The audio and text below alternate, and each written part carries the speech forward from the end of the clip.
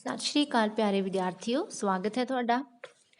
ਅੱਜ ਅਸੀਂ 11ਵੀਂ ਜਮਾਤ ਦੀ ਪੰਜਾਬੀ ਦੀ ਪਾਠ ਪੁਸਤਕ ਵਿੱਚੋਂ ਅਗਲੀ ਪਰੀ ਕਥਾ ਪੜ੍ਹਨ ਜਾ ਰਹੇ ਹਾਂ, ਜਿਸ ਦਾ ਨਾਂ ਹੈ ਸਬਜ਼ ਪਰੀ।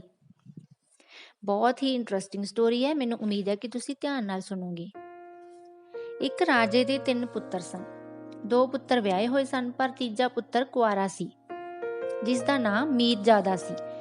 ਮੀਰਜ਼ਾਦੇ ਦੀ ਇੱਕ ਭਰਜਾਈ ਚਾਹੁੰਦੀ ਸੀ ਕਿ ਮੀਰਜ਼ਾਦਾ ਉਸਦੀ ਭੈਣ ਨਾਲ ਵਿਆਹ ਕਰ ਲਵੇ, ਪਰ ਉਹ ਮੰਨਦਾ ਨਹੀਂ ਸੀ। ਇੱਕ ਦਿਨ ਭਰਜਾਈ ਨੇ ਮਿਹਣਾ ਮਾਰਦਿਆਂ ਕਿਹਾ ਕਿ ਜਾ ਵੇਖਾਂਗੇ ਜਦੋਂ ਤੋਂ ਕੋਈ ਸਬਜ਼ ਪਰੀ ਵਿਆਹ ਕੇ ਲਿਆਵੇਂਗਾ। ਇਸ ਤੇ ਮੀਰਜ਼ਾਦਾ ਵੀ ਔਖਾ ਹੋ ਕੇ ਕਹਿਣ ਲੱਗਾ, ਮੈਂ ਹੁਣ ਸਬਜ਼ ਪਰੀ ਨਾਲ ਹੀ ਵਿਆਹ ਕਰਵਾਵਾਂਗਾ। ਉਸੇ ਵੇਲੇ ਮੀਰਜ਼ਾਦਾ ਘੋੜੇ ਉੱਤੇ ਬੈਠ ਕੇ ਸਬਜ਼ ਪਰੀ ਲੱਭਣ ਚੱਲ ਪਿਆ। ਚਲਦਿਆਂ ਚਲਦਿਆਂ ਉਹ ਇੱਕ ਸੰਘਣੇ ਜੰਗਲ ਵਿੱਚ ਪਹੁੰਚ ਗਿਆ। ਉੱਥੇ ਉਹ ਇੱਕ ਰੁੱਖ ਹੇਠਾਂ ਆਰਾਮ ਕਰਨ ਲੱਗਾ। ਅਚਾਨਕ ਉਸਨੂੰ ਇੱਕ ਵੱਡੇ ਸੱਪ ਦੇ ਫੁੰਕਾਰੇ ਦੀ ਆਵਾਜ਼ ਆਈ। ਉਹ ਸੱਪ ਮੀਰਜ਼ਾਦੇ ਨੂੰ ਅਜੇ ਡੰਗਣ ਹੀ ਲੱਗਾ ਸੀ ਕਿ ਮੀਰਜ਼ਾਦੇ ਨੇ ਆਪਣੀ ਤਲਵਾਰ ਨਾਲ ਉਸਦੇ ਟੁਕੜੇ-ਟੁਕੜੇ ਕਰ ਦਿੱਤੇ। ਉਸ ਰੁੱਖ ਤੇ ਇੱਕ ਹੰਸ ਤੇ ਹੰਸਣੀ ਰਹਿੰਦੇ ਸਨ। ਉਹ ਸੱਪ ਉਹਨਾਂ ਦੇ ਬੱਚਿਆਂ ਨੂੰ ਮਾਰ ਕੇ ਖਾ ਜਾਂਦਾ ਸੀ। ਜਦੋਂ ਹੰਸ ਤੇ ਹੰਸਣੀ ਨੇ ਮੀਰਜ਼ਾਦੇ ਹੱਥੋਂ ਸੱਪ ਨੂੰ ਮਰਦਿਆਂ ਵੇਖਿਆ ਤਾਂ ਉਹਨਾਂ ਨੂੰ ਸੁੱਖ ਦਾ ਸਾਹ ਆਇਆ। ਉਹਨਾਂ ਨੇ ਮੀਰਜ਼ਾਦੇ ਨੂੰ ਕਿਹਾ, ਹੇ ਭਲੇ ਪੁਰਸ਼, ਤੂੰ ਸਾਡੇ ਉੱਤੇ ਬੜਾ ਉਪਕਾਰ ਕੀਤਾ ਹੈ। ਸਾਨੂੰ ਦੱਸ, ਅਸੀਂ ਤੇਰੀ ਕੀ ਮਦਦ ਕਰੀਏ। ਮੀਰਜ਼ਾਦੇ ਨੇ ਸਬਜ਼ ਪਰੀ ਨਾਲ ਵਿਆਹ ਕਰਵਾਉਣ ਵਾਲੀ ਗੱਲ ਹੰਸ ਜੋੜੇ ਨੂੰ ਦੱਸ ਦਿੱਤੀ। ਹੰਸ ਅਤੇ ਹੰਸਣੀ ਨੂੰ ਸਬਜ਼ ਪਰੀ ਦੇ ਦੇਸ਼ ਦਾ ਪਤਾ ਸੀ। ਉਹ ਕਈ ਵਾਰ ਉੱਡਦਿਆਂ ਉੱਡਦਿਆਂ ਉੱਧਰ ਗਏ ਸਨ। ਹੰਸ ਨੇ ਕਿਹਾ, ਮੈਂ ਤੈਨੂੰ ਆਪਣੇ ਖੰਭਾਂ ਉੱਪਰ ਬਿਠਾ ਕੇ ਸਬਜ਼ ਪਰੀ ਦੇ ਦੇਸ਼ ਲੈ ਜਾਵਾਂਗਾ। ਅਗਲੇ ਦਿਨ ਹੰਸ ਮੀਰਜ਼ਾਦੇ ਨੂੰ ਆਪਣੇ ਖੰਭਾਂ ਤੇ ਬਿਠਾ ਕੇ ਉੱਡ ਪਿਆ। ਪੰਧ ਬੜਾ ਲੰਮਾ ਸੀ। ਰਾਹ ਵਿੱਚ ਅਨੇਕਾਂ ਸਮੁੰਦਰ ਤੇ ਪਹਾੜ ਆਏ। ਉਹ ਕਈ ਦਿਨ ਉੱਡਦਾ ਰਿਹਾ। ਅਖੀਰ ਉਹ ਸਬਜ਼ ਪਰੀ ਦੇ ਦੇਸ਼ ਪੁੱਜ ਗਏ। ਹੰਸ ਨੇ ਮੀਰਜ਼ਾਦੇ ਨੂੰ ਇੱਕ ਰੁੱਖ ਹੇਠਾਂ ਆਰਾਮ ਕਰਨ ਲਈ ਉਤਾਰ ਦਿੱਤਾ। ਆਪ ਉਹ ਉੱਡ ਕੇ ਆਸੇ-ਪਾਸੇ ਵੇਖਣ ਲੱਗਾ।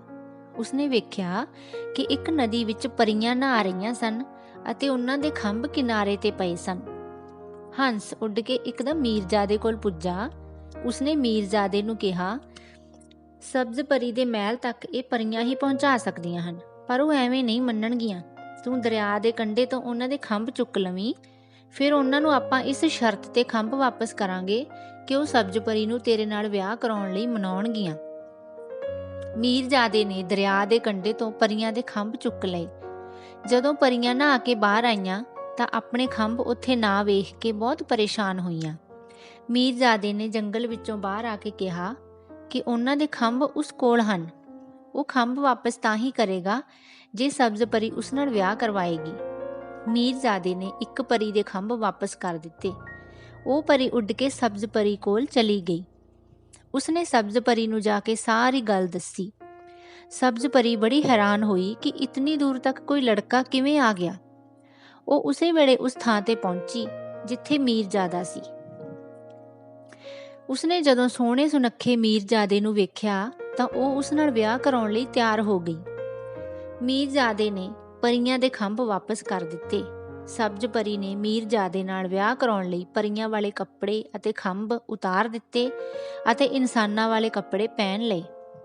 ਹੁਣ ਉਸ ਵਿੱਚ ਪਹਿਲਾਂ ਵਾਲੀ ਉੱਡਣ ਦੀ ਸ਼ਕਤੀ ਨਹੀਂ ਸੀ ਰਹੀ। ਹੰਸ ਉਹਨਾਂ ਦੋਹਾਂ ਨੂੰ ਬਿਠਾ ਕੇ ਉੱਡ ਨਹੀਂ ਸੀ ਸਕਦਾ। ਉਹ ਦੋਵੇਂ ਬੇੜੀ ਵਿੱਚ ਬੈਠ ਕੇ ਸਮੁੰਦਰ ਦੇ ਰਸਤੇ ਮੀਰਜ਼ਾਦੇ ਦੇ ਦੇਸ਼ ਵੱਲ ਚੱਲ ਪਏ। ਹੰਸ ਵੀ ਉਹਨਾਂ ਦੇ ਨਾਲ ਹੀ ਸੀ। ਚਲਦਿਆਂ ਚਲਦਿਆਂ ਕੁਝ ਦਿਨ ਬੀਤ ਗਏ। ਇੱਕ ਦਿਨ ਬੜਾ ਭਿਆਨਕ ਤੂਫਾਨ ਆਇਆ। ਇਸ ਵਿੱਚ ਉਹਨਾਂ ਦੀ ਬੇੜੀ ਡੁੱਬ ਗਈ ਤੇ ਉਹ ਤਿੰਨੇ ਰੁੜਦੇ ਹੋਏ ਦੂਰ ਚਲੇ ਗਏ ਅਤੇ ਇੱਕ ਦੂਜੇ ਤੋਂ ਵਿਛੜ ਗਏ।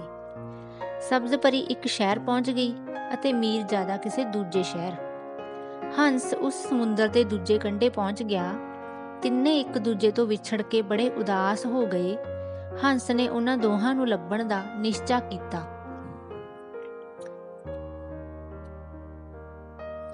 ਉੱਧਰ ਜਦੋਂ ਲੋਕਾਂ ਨੇ ਸਬਜ਼ ਪਰੀ ਨੂੰ ਵੇਖਿਆ ਤਾਂ ਉੱਥੋਂ ਦੇ ਰਾਜੇ ਨੇ ਉਸ ਦੀ ਸੁੰਦਰਤਾ ਬਾਰੇ ਜਾ ਦੱਸਿਆ। ਉੱਥੋਂ ਦੇ ਲੋਕਾਂ ਨੇ ਉੱਥੋਂ ਦੇ ਰਾਜੇ ਨੂੰ ਪਰੀ ਦੀ ਸੁੰਦਰਤਾ ਬਾਰੇ ਜਾ ਕੇ ਦੱਸਿਆ। ਰਾਜੇ ਨੇ ਜਦੋਂ ਸਬਜ਼ ਪਰੀ ਨੂੰ ਵੇਖਿਆ ਤਾਂ ਉਹ ਉਸ ਉੱਤੇ ਮੋਹਿਤ ਹੋ ਗਿਆ ਅਤੇ ਉਸ ਨੂੰ ਆਪਣੇ ਮਹਿਲਾਂ ਵਿੱਚ ਲੈ ਆਇਆ। ਉਸਨੇ ਸਬਜ਼ ਪਰੀ ਨੂੰ ਆਪਣੇ ਨਾਲ ਵਿਆਹ ਕਰਵਾਉਣ ਲਈ ਕਿਹਾ, ਪਰ ਸਬਜ਼ ਪਰੀ ਨੇ ਕਿਹਾ ਕਿ ਉਹ ਤਾਂ ਪਹਿਲਾਂ ਹੀ ਵਿਆਹੀ ਹੋਈ ਹੈ। ਰਾਜੇ ਨੇ ਕਿਹਾ ਕਿ ਉਸ ਦਾ ਪਤੀ ਤਾਂ ਮਰ ਚੁੱਕਾ ਹੈ। ਸਬਜ਼ ਪਰੀ ਨੇ ਕਿਹਾ ਕਿ ਉਸ ਦਾ ਮਨ ਇਸ ਗੱਲ ਨੂੰ ਨਹੀਂ ਮੰਨਦਾ। ਫਿਰ ਵੀ ਉਸਨੇ ਵਿਆਹ ਬਾਰੇ ਹਾਂ ਕਰਨ ਲਈ ਰਾਜੇ ਕੋਲੋਂ 1 ਸਾਲ ਦਾ ਸਮਾਂ ਮੰਗਿਆ। ਤਦ ਰਾਜੇ ਨੇ ਸਬਜ਼ ਪਰੀ ਨੂੰ ਇੱਕ ਵੱਖਰੇ ਮਹਿਲ ਵਿੱਚ ਰਹਿਣ ਦੀ ਆਗਿਆ ਦੇ ਦਿੱਤੀ ਅਤੇ ਨੌਕਰਾਂ ਚਾਕਰਾਂ ਨੂੰ ਕਹਿ ਦਿੱਤਾ ਕਿ ਉਹ ਸਬਜ਼ ਪਰੀ ਦਾ ਹਰ ਹੁਕਮ ਮੰਨਣ। ਸਬਜ਼ ਪਰੀ ਨੇ ਸੋਚ ਕੇ ਆਪਣੇ ਪਤੀ ਅਤੇ ਹੰਸ ਨੂੰ ਲੱਭਣ ਲਈ ਇੱਕ ਤਰਕੀਬ ਸੋਚੀ। ਉਸਨੇ ਆਪਣੇ ਮਹਿਲ ਦੀ ਛੱਤ ਉੱਤੇ ਪੰਛੀਆਂ ਲਈ ਭਾਂਤ-ਭਾਂਤ ਦੇ ਚੋਗੇ ਖਿਲਾਰ ਦਿੱਤੇ ਅਤੇ ਨਾਲ ਹੀ ਸੁੱਚੇ ਮੋਤੀਆਂ ਦੀ ਢੇਰੀ ਲਾ ਦਿੱਤੀ। ਅਜਿਹਾ ਕਰਕੇ ਉਹ ਪਹਿਲਾਂ ਹੰਸ ਨੂੰ ਲੱਭਣਾ ਚਾਹੁੰਦੀ ਸੀ। ਉਸਨੂੰ ਪਤਾ ਸੀ ਕਿ ਉਹ ਹੰਸ ਸੁੱਚੇ ਮੋਤੀ ਖਾ ਕੇ ਭੁੱਖ ਮਿਟਾਉਂਦਾ ਸੀ, ਇਸ ਲਈ ਇੱਕ ਨਾ ਇੱਕ ਦਿਨ ਉਹ ਉੱਥੇ ਚੋਗਾ ਚੁਗਣ ਲਈ ਜ਼ਰੂਰ ਆਵੇਗਾ। ਹਰ ਰੋਜ਼ ਭਾਂਤ-ਭਾਂਤ ਦੇ ਪੰਛੀ ਆਉਂਦੇ ਅਤੇ ਚੋਗਾ ਚੁਗ ਕੇ ਚਲੇ ਜਾਂਦੇ। ਪੰਛੀਆਂ ਨੇ ਚੋਗੇ ਦੀ ਖਬਰ ਦੂਰ-ਦੂਰ ਤੱਕ ਫੈਲਾ ਦਿੱਤੀ। ਇਸ ਤਰ੍ਹਾਂ ਚੋਗੇ ਲਈ ਦੂਰ-ਦੂਰ ਤੋਂ ਵੀ ਪੰਛੀ ਆਉਣ ਲੱਗੇ। ਇੱਕ ਦਿਨ ਹੰਸ ਭੁੱਖਾ ਭਾਣਾ ਸੁੱਚੇ ਮੋਤੀਆਂ ਦੀ ਤਲਾਸ਼ ਕਰ ਰਿਹਾ ਸੀ ਕਿ ਉਧਰੋਂ ਪੰਛੀਆਂ ਦੀ ਇੱਕ ਡਾਰ ਲੰਘੀ। ਪੰਛੀਆਂ ਨੇ ਹੰਸ ਨੂੰ ਦੱਸਿਆ ਕਿ ਇੱਕ ਥਾਂ ਤੇ ਬਹੁਤ ਸਾਰੇ ਸੁੱਚੇ ਮੋਤੀ ਪਏ ਹਨ। ਤਦ ਹੰਸ ਉਹਨਾਂ ਨਾਲ ਉੱਡ ਕੇ ਸਬਜ਼ ਪਰੀ ਦੇ ਮਹਿਲ ਵਿੱਚ ਆ ਗਿਆ। ਉਸਨੇ ਬੜੇ ਚਾਅ ਨਾਲ ਸੁੱਚੇ ਮੋਤੀ ਖਾਧੇ। ਅਚਾਨਕ ਸਬਜ਼ ਪਰੀ ਦੀ ਨਜ਼ਰ ਹੰਸ ਤੇ ਪਈ। ਹੰਸ ਅਤੇ ਸਬਜ਼ ਪਰੀ ਨੇ ਇੱਕ ਦੂਜੇ ਨੂੰ ਪਛਾਣ ਲਿਆ। ਦੋਵੇਂ ਇੱਕ ਦੂਜੇ ਨੂੰ ਮਿਲ ਕੇ ਬੜੇ ਖੁਸ਼ ਹੋਏ। ਹੁਣ ਉਹ ਮੀਰਜ਼ਾਦੇ ਨੂੰ ਲੱਭਣਾ ਚਾਹੁੰਦੇ ਸਨ। ਹੰਸ ਹਰ ਰੋਜ਼ ਸਵੇਰੇ ਮੀਰਜ਼ਾਦੇ ਨੂੰ ਲੱਭਣ ਲਈ ਉੱਡਦਾ ਅਤੇ ਦੂਰ-ਦੂਰ ਤੱਕ ਜਾਂਦਾ, ਪਰ ਉਸਨੂੰ ਨਿਰਾਸ਼ ਹੀ ਪਰਤਣਾ ਪੈਂਦਾ। ਉਧਰ ਮੀਰਜ਼ਾਦਾ ਇੱਕ ਪਠਿਆਰਨ ਦੇ ਘਰ ਪੁੱਜਾ। ਉਸਦੇ ਕੱਪੜੇ ਫਟ ਗਏ ਸਨ। ਉਸ ਕੋਲ ਖਾਣ ਨੂੰ ਕੁਝ ਨਹੀਂ ਸੀ। ਉਸਨੇ ਪਠਿਆਰਨ ਨੂੰ ਕਿਹਾ ਕਿ ਮਾਈ, ਤੂੰ ਮੈਨੂੰ ਕੁਝ ਖਾਣ ਨੂੰ ਦੇ ਦਿਆ ਕਰ ਤੇ ਮੈਂ ਤੈਨੂੰ ਜੰਗਲ ਵਿੱਚੋਂ ਬਾਲਣ ਦੇ ਲਈ ਲੱਕੜੀਆਂ ਲਿਆ ਦਿਆ ਕਰਾਂਗਾ। ਪਠਿਆਰਨ ਨੂੰ ਉਸ ਤੇ ਬੜਾ ਤਰਸ ਆਇਆ। ਉਸਨੇ ਮੀਰਜ਼ਾਦੇ ਨੂੰ ਖਾਣ ਲਈ ਰੋਟੀ ਦਿੱਤੀ। ਮੀਰਜ਼ਾਦਾ ਸਬਜ਼ ਪਰੀ ਤੋਂ ਬਿਨਾਂ ਆਪਣੇ ਦੇਸ਼ ਨਹੀਂ ਸੀ ਜਾਣਾ ਚਾਹੁੰਦਾ, ਇਸ ਲਈ ਉਹ ਉੱਥੇ ਹੀ ਰਹਿ ਗਿਆ। ਇੱਕ ਦਿਨ ਉਹ ਜੰਗਲ ਵਿੱਚ ਲੱਕੜਾਂ ਕੱਟ ਰਿਹਾ ਸੀ। ਉਧਰੋਂ ਹੰਸ ਵੀ ਮੀਰਜ਼ਾਦੇ ਦੀ ਭਾਲ ਲਈ ਜੰਗਲ-ਜੰਗਲ, ਪਿੰਡ-ਪਿੰਡ ਵਿੱਚ ਫਿਰ ਰਿਹਾ ਸੀ। ਉਸਨੇ ਮੀਰਜ਼ਾਦੇ ਨੂੰ ਵੇਖਿਆ। ਭਾਵੇਂ ਮੀਰਜ਼ਾਦਾ ਬਹੁਤ ਲਿੱਸਾ ਹੋ ਗਿਆ ਸੀ, ਪਰ ਹੰਸ ਨੇ ਫਿਰ ਵੀ ਉਸਨੂੰ ਪਛਾਣ ਲਿਆ। ਮੀਰਜ਼ਾਦੇ ਨੇ ਵੀ ਹੰਸ ਨੂੰ ਪਛਾਣ ਲਿਆ। ਹੰਸ ਨੇ ਮੀਰਜ਼ਾਦੇ ਨੂੰ ਸਬਜ਼ ਪਰੀ ਦੀ ਸਾਰੀ ਮਿੱਥਿਆ ਸੁਣਾਈ। ਮੀਰਜ਼ਾਦਾ ਹੰਸ ਦੇ ਖੰਭਾਂ ਉੱਤੇ ਬੈਠ ਕੇ ਸਬਜ਼ ਪਰੀ ਕੋਲ ਪੁੱਜਿਆ। ਦੋਵੇਂ ਮਿਲ ਕੇ ਬੜੇ ਖੁਸ਼ ਹੋਏ। ਮੀਰਜ਼ਾਦਾ ਅਤੇ ਸਬਜ਼ ਪਰੀ ਹੰਸ ਦੀ ਮਦਦ ਨਾਲ ਰਾਤ ਨੂੰ ਰਾਜੇ ਤੋਂ ਚੋਰੀ ਮਹਿਲ ਵਿੱਚੋਂ ਭੱਜ ਗਏ। ਆਪਣੇ ਸ਼ਹਿਰ ਦੇ ਨੇੜੇ ਪਹੁੰਚ ਕੇ ਮੀਰਜ਼ਾਦੇ ਨੇ ਹੰਸ ਨੂੰ ਵਿਦਾ ਕਰ ਦਿੱਤਾ। ਮੀਰਜ਼ਾਦੇ ਨੇ ਆਪਣੇ ਪਿਓ ਨੂੰ ਸੁਨੇਹਾ ਭੇਜਿਆ ਕਿ ਉਹ ਸਬਜ਼ ਪਰੀ ਵਿਆਹ ਕੇ ਲਿਆ ਰਿਹਾ ਹੈ, ਉਸਦੇ ਸਵਾਗਤ ਦਾ ਪ੍ਰਬੰਧ ਕੀਤਾ ਜਾਵੇ। ਉਹ ਦੋਵੇਂ ਉੱਥੇ ਇੱਕ ਬਾਗ ਵਿੱਚ ਆਰਾਮ ਕਰਨ ਲੱਗ ਪਏ। ਸਬਜ਼ ਪਰੀ ਨੂੰ ਪਿਆਸ ਲੱਗੀ। ਉਹ ਬਾਗ ਵਿਚਲੇ ਖੂਹ ਤੇ ਪਾਣੀ ਪੀਣ ਲਈ ਗਈ। ਉੱਥੇ ਇੱਕ ਮਾਲਣ ਰਹਿੰਦੀ ਸੀ। ਮਾਲਣ ਬੜੀ ਚਲਾਕ ਸੀ। ਉਸਨੇ ਸਬਜ਼ ਪਰੀ ਨੂੰ ਪੁੱਛਿਆ ਕਿ ਉਹ ਕੌਣ ਹੈ। ਸਬਜ਼ ਪਰੀ ਨੇ ਜਦੋਂ ਉਸਨੂੰ ਦੱਸਿਆ ਕਿ ਉਹ ਮੀਰਜ਼ਾਦੇ ਦੀ ਪਤਨੀ ਹੈ, ਤਾਂ ਉਸੇ ਵੇਲੇ ਮਾਲਣ ਨੇ ਇੱਕ ਸਾਜ਼ਿਸ਼ ਸੋਚੀ। ਉਸਨੇ ਸਬਜ਼ ਪਰੀ ਨੂੰ ਕਿਹਾ, ਤੂੰ ਬੇਫਿਕਰ ਹੋ ਕੇ ਨਹਾ ਧੋ ਲੈ, ਇੱਧਰ ਕੋਈ ਨਹੀਂ ਆਉਂਦਾ। ਜਦ ਸਬਜ਼ ਪਰੀ ਨਹਾਉਣ ਲੱਗੀ ਤਾਂ ਮਾਲਣ ਨੇ ਉਸਨੂੰ ਖੂਹ ਵਿੱਚ ਧੱਕਾ ਦੇ ਦਿੱਤਾ। ਸਬਜ਼ ਪਰੀ ਪਾਣੀ ਵਿੱਚ ਗੋਤੇ ਖਾਣ ਲੱਗੀ। ਮਾਲਣ ਨੇ ਉਸਦੇ ਕੱਪੜੇ ਪਹਿਨ ਲਏ ਅਤੇ ਉਹਦੇ ਵਾਂਗ ਹੀ ਹਾਰ ਸ਼ਿੰਗਾਰ ਕਰਕੇ ਬਾਗ ਵਿੱਚ ਵਾਪਸ ਮੀਰਜ਼ਾਦੇ ਕੋਲ ਆ ਗਈ। ਜਦੋਂ ਮੀਰਜ਼ਾਦੇ ਨੇ ਉਸਦੇ ਚਿਹਰੇ ਵੱਲ ਤੱਕਿਆ ਤਾਂ ਹੈਰਾਨ ਹੋ ਕੇ ਪੁੱਛਣ ਲੱਗਾ ਕਿ ਤੈਨੂੰ ਕੀ ਹੋ ਗਿਆ? ਤੇਰਾ ਰੰਗ ਰੂਪ ਇੰਨਾ ਕਿਉਂ ਬਦਲ ਗਿਆ? ਮਾਲਣ ਨੇ ਰੋਂਦਿਆਂ ਹੋਇਆ ਕਿਹਾ ਕਿ ਮੈਨੂੰ ਸੱਪ ਨੇ ਡੰਗ ਮਾਰ ਦਿੱਤਾ ਹੈ। ਸ਼ਾਇਦ ਉਸਦੇ ਜ਼ਹਿਰ ਨਾਲ ਹੀ ਮੇਰਾ ਰੰਗ ਕਾਲਾ ਹੋ ਗਿਆ ਹੈ। ਕੁਝ ਸਮੇਂ ਪਿੱਛੋਂ ਆਪੇ ਹੀ ਠੀਕ ਹੋ ਜਾਵੇਗਾ। ਮੀਰਜ਼ਾਦੇ ਨੂੰ ਕੁਝ ਸਮਝ ਨਾ ਆਈ। ਕੁਝ ਦੇਰ ਬਾਅਦ ਮੀਰਜ਼ਾਦੇ ਦਾ ਪਿਤਾ ਵਾਜਿਆਂ ਗਾਜਿਆਂ ਨਾਲ ਆਪਣੇ ਪੁੱਤਰ ਅਤੇ ਨੂੰਹ ਨੂੰ ਲੈਣ ਲਈ ਆ ਗਿਆ। ਲੋਕ ਸਬਜ਼ ਪਰੀ ਬਣੀ ਮਾਲਣ ਦੇ ਕੱਪੜਿਆਂ ਵੱਲ ਵੇਖ ਕੇ ਵਾਹ ਵਾਹ ਕਰਦੇ ਰਹੇ, ਪਰ ਮੀਰਜ਼ਾਦਾ ਉਦਾਸ ਸੀ। ਉਸਨੂੰ ਸਬਜ਼ ਪਰੀ ਦਾ ਕੋਈ ਚਾਅ ਨਹੀਂ ਸੀ। ਇਸ ਤਰ੍ਹਾਂ ਕਈ ਦਿਨ ਬੀਤਦੇ ਗਏ। ਇੱਕ ਦਿਨ ਮੀਰਜ਼ਾਦਾ ਉਸ ਬਾਗ ਦੇ ਖੂਹ ਦੇ ਨੇੜੇ ਘੁੰਮ ਰਿਹਾ ਸੀ ਜਿੱਥੇ ਮਾਲਣ ਨੇ ਸਬਜ਼ ਪਰੀ ਨੂੰ ਧੱਕਾ ਦਿੱਤਾ ਸੀ। ਮੀਰਜ਼ਾਦੇ ਨੂੰ ਉੱਥੇ ਇੱਕ ਸੱਪ ਨਜ਼ਰ ਆਇਆ। ਮੀਰਜ਼ਾਦੇ ਨੇ ਸਮਝਿਆ ਕਿ ਇਹ ਉਹੀ ਸੱਪ ਹੈ ਜਿਸ ਨੇ ਸਬਜ਼ ਪਰੀ ਨੂੰ ਡੰਗਿਆ ਸੀ। ਸੱਪ ਤੇਜ਼ੀ ਨਾਲ ਖੂਹ ਵੱਲ ਚਲਾ ਗਿਆ। ਮੀਰਜ਼ਾਦਾ ਜਦੋਂ ਖੂਹ ਕੋਲ ਪੁੱਜਾ ਤਾਂ ਉਸਨੂੰ ਖੂਹ ਵਿੱਚ ਇੱਕ ਬੜਾ ਸੁੰਦਰ ਫੁੱਲ ਨਜ਼ਰ ਆਇਆ। ਜਦੋਂ ਮੀਰਜ਼ਾਦੇ ਨੇ ਫੁੱਲ ਤੋੜਨ ਲਈ ਹੱਥ ਵਧਾਇਆ ਤਾਂ ਫੁੱਲ ਨੀਵਾਂ ਹੋ ਗਿਆ। ਮੀਰਜ਼ਾਦਾ ਹਾਰ ਕੇ ਜਦੋਂ ਵਾਪਸ ਜਾਣ ਲੱਗਾ ਤਾਂ ਫੁੱਲ ਆਪਣੇ ਆਪ ਹੀ ਉਸਦੇ ਹੱਥ ਵਿੱਚ ਆ ਗਿਆ। ਮੀਰਜ਼ਾਦਾ ਫੁੱਲ ਲੈ ਕੇ ਆਪਣੇ ਮਹਿਲਾਂ ਵਿੱਚ ਆ ਗਿਆ। ਜਦੋਂ ਮਾਲਣ ਨੇ ਇਹ ਫੁੱਲ ਵੇਖਿਆ ਤਾਂ ਉਹ ਸਮਝ ਗਈ ਕਿ ਇਹ ਸਬਜ਼ ਪਰੀ ਦਾ ਹੀ ਕੋਈ ਕੌਤਕ ਹੋ ਸਕਦਾ ਹੈ। ਉਹ ਉਸੇ ਵੇਲੇ ਸਿਰ ਫੜ ਕੇ ਬਹਿ ਗਈ ਤੇ ਰੋਣ ਲੱਗ ਪਈ। ਮੀਰਜ਼ਾਦੇ ਨੇ ਪੁੱਛਿਆ ਕਿ ਕੀ ਹੋ ਗਿਆ? ਤਾਂ ਉਹ ਕਹਿਣ ਲੱਗੀ, ਇਸ ਫੁੱਲ ਨੂੰ ਵੇਖ ਕੇ ਮੇਰੇ ਸਿਰ ਵਿੱਚ ਬਹੁਤ ਪੀੜ ਹੋਣ ਲੱਗ ਪਈ ਹੈ। ਇਹ ਫੁੱਲ ਨਹਿਸ਼ ਹੈ।